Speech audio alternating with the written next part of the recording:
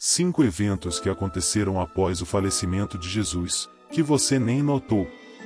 Fique comigo e iremos desvendá-los. Evento 1. O terremoto de grandes proporções. Imagine-se transportado para uma época distante, há mais de 2000 anos, nas sombras da antiga Jerusalém. As árvores sussurravam segredos e as pedras antigas testemunhavam os acontecimentos mais marcantes da história da humanidade. No centro de tudo, estava Jesus Cristo, cuja crucificação ecoaria pela eternidade. Logo após a morte de Jesus, a terra, como se respondesse à agonia do próprio Criador, tremeu em seu núcleo. Este evento monumental, um terremoto de grandes proporções, é o nosso ponto de partida para explorar os eventos que se seguiram à crucificação. Este terremoto transcendeu os limites da compreensão humana. Os relatos bíblicos de Mateus nos dizem que a terra estremeceu, as rochas se dividiram e o próprio tecido da natureza foi abalado. É quase como se a criação estivesse chorando a perda do Filho de Deus, expressando sua tristeza de maneira visceral. Imagine o estrondo retumbante enquanto as placas tectônicas se moviam sob os pés dos presentes, como se a própria terra protestasse contra a injustiça que acabará de testemunhar. As rochas, símbolos da solidez e estabilidade, se abriram, como se o mundo exterior estivesse refletindo o que acontecia nos corações daqueles que assistiam ao evento. Essa linguagem poderosa e simbólica usada por Mateus não apenas descreve um fenômeno geológico, mas também transmite a magnitude do que ocorreu naquele dia. Foi uma resposta da terra à morte de seu Criador, um sinal da perturbação profunda que a crucificação de Jesus causou em todos os aspectos da realidade. Evento 2. Os túmulos se abriram. O evento descrito no livro de Mateus, capítulo 27, versículos 52 e 53, é verdadeiramente extraordinário e carrega um profundo significado. Este relato não apenas nos fornece um vislumbre de eventos miraculosos, mas também ressalta a importância da crucificação e ressurreição de Jesus Cristo. Imagine este cenário, e após o sacrifício de Jesus na cruz, a terra tremeu e os túmulos se abriram. Essa imagem, por si só, é poderosa. Os túmulos, feitos de pedra, foram abertos não pela força de um terremoto comum, mas pela ação direta de Deus. Isso é uma prova do poder divino e, ao mesmo tempo, uma representação simbólica do que a crucificação de Jesus realizou. A região da Palestina, situada em uma grande fenda sísmica, estava suscetível a terremotos. No entanto, este terremoto não foi apenas um evento natural, mas sim um evento sobrenatural que ocorreu precisamente no momento da morte de Jesus. Ele não foi um evento isolado, mas uma preparação para o evento mais significativo, a ressurreição de Jesus. A ressurreição dos santos, daqueles que adormeceram na morte, é um testemunho impressionante da vitória de Jesus sobre a morte. Esses santos apareceram em Jerusalém, testemunhando a eficácia da obra de Jesus na cruz. Eles representam a promessa da ressurreição que todos os crentes podem esperar. A expressão povo santo provavelmente se refere a figuras piedosas do Antigo Testamento, heróis e mártires da história de Israel, escolhidos para prestar testemunho milagroso destes eventos. Sua aparição em Jerusalém é uma evidência vívida da vitória de Jesus sobre a morte e sua ressurreição.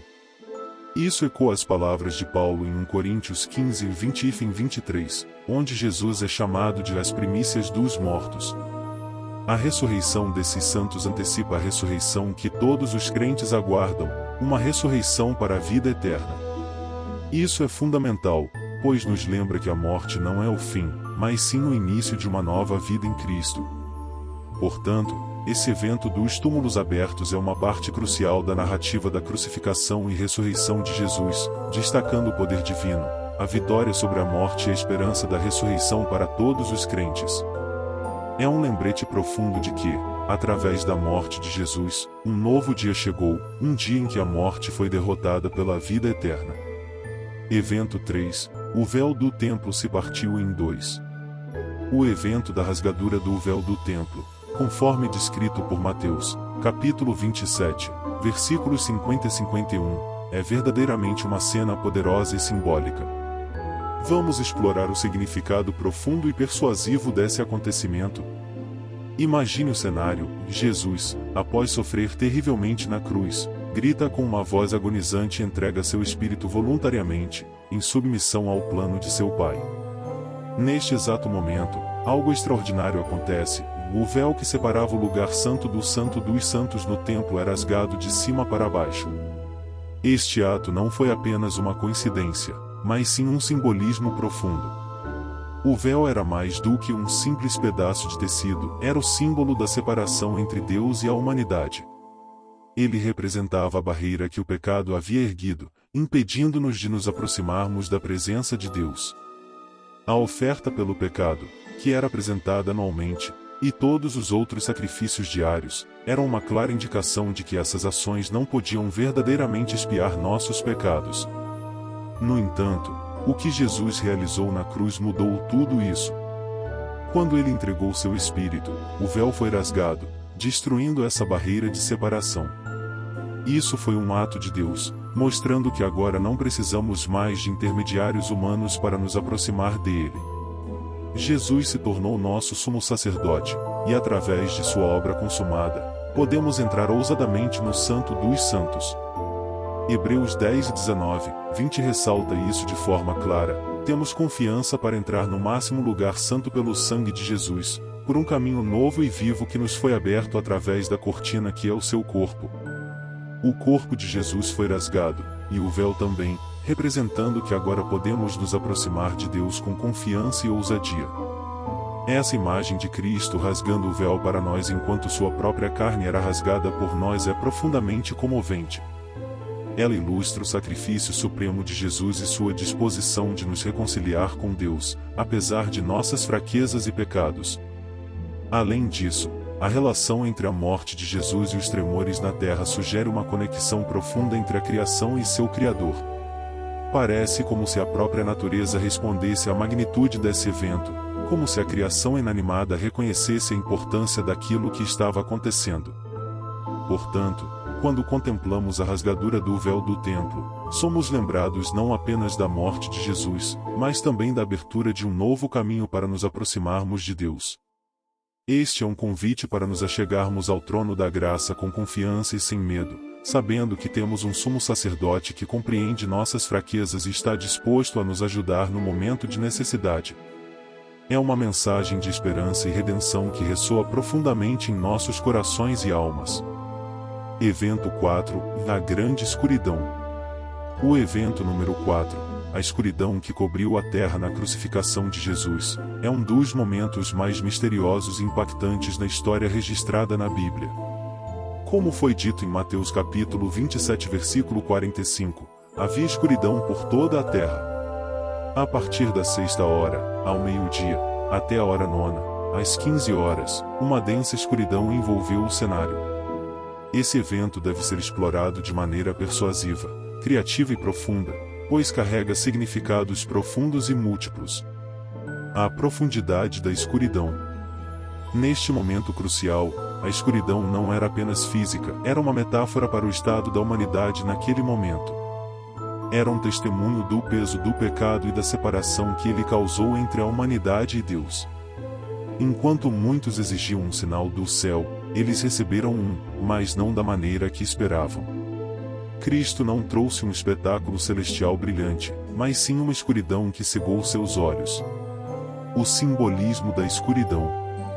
Essa escuridão profunda deve ser vista como um sinal cósmico.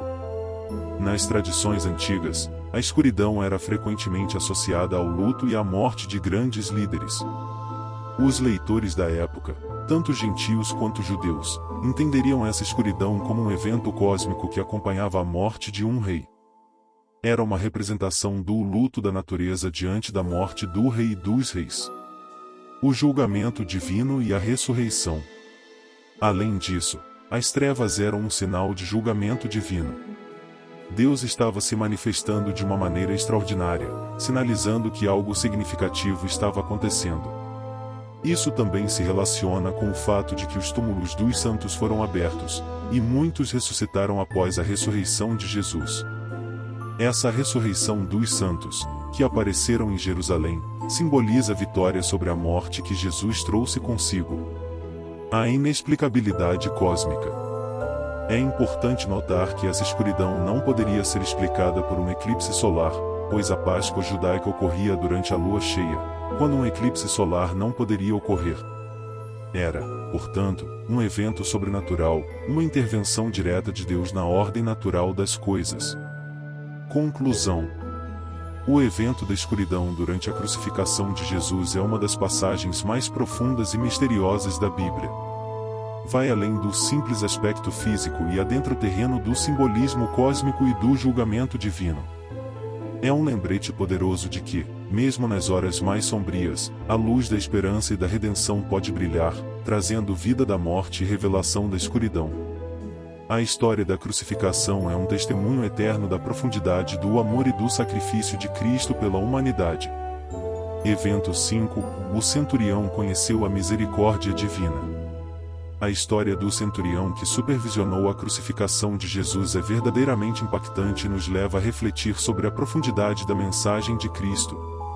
Esse soldado de carreira, acostumado com a crueldade da guerra e da crucificação, foi testemunha de algo incomum e extraordinário naquele dia.